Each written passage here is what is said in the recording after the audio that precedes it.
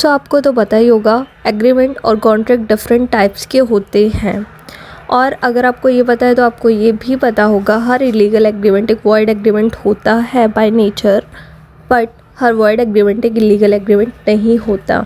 अब ऐसा क्यों होता है, इस चीज़ को समझने से पहले हमें ये समझना होगा आखिर ये वॉइड एग्रीमेंट और इलीगल एग्रीमेंट ये जो दो टर्म्स हैं इनका मतलब क्या है। सो इंडियन कॉन्ट्रैक्ट एक्ट में सबसे पहले आज हम वॉइड एग्रीमेंट और इलीगल एग्रीमेंट के बारे में समझेंगे। चलिए इस पजल को सॉल्व करते हैं।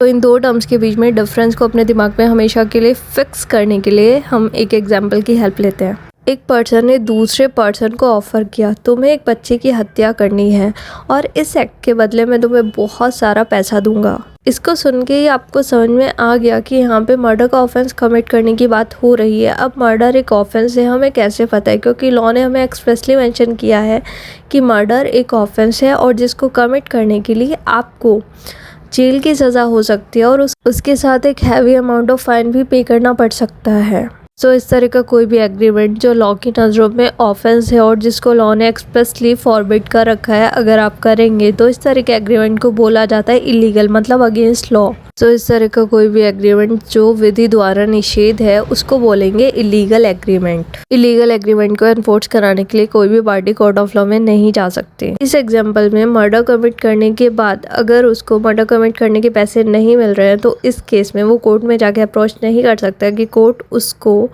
मर्डर कमिट करने के लिए जो पैसे तय हुए थे वो पैसे दिलाए।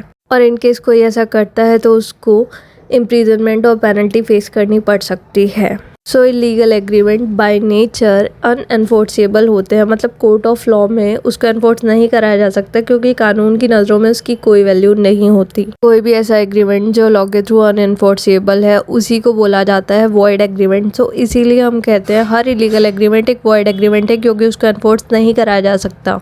तो चलिए अब समझते हैं हर वॉइड एग्रीमेंट एक इलीगल एग्रीमेंट क्यों नहीं है। इसके लिए भी हम एक एग्जांपल की हेल्प लेंगे। दो कंट्रीज़ के बीच में लॉफुल ट्रेडिंग होती थी, बट ड्यू टू वॉर एक कंट्री ने दूसरी कंट्री के साथ ट्रेडिंग करने के ऊपर बैन लगा दिया।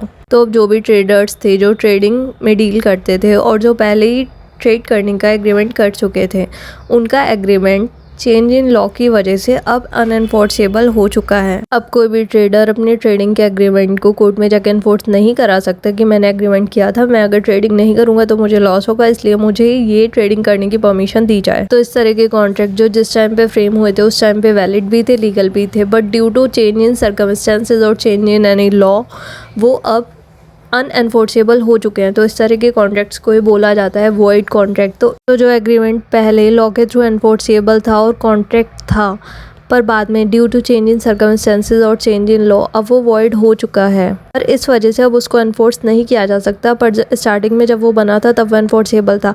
इस तरह के एग्रीमेंट्स को ही बोला जाता है वॉइड एग्रीमेंट्स। सो हर वॉइड एग्रीमेंट इलीगल एग्रीमेंट इसलिए नहीं होता क्योंकि स्टार्टिंग में हर वॉइड एग्रीमेंट ज़रूरी नहीं है कि अनएनफोर्सेबल हो। So now we have understood the concept of Indian Contract Act, why every illegal agreement is a void agreement, but why every void agreement is not necessarily an illegal agreement.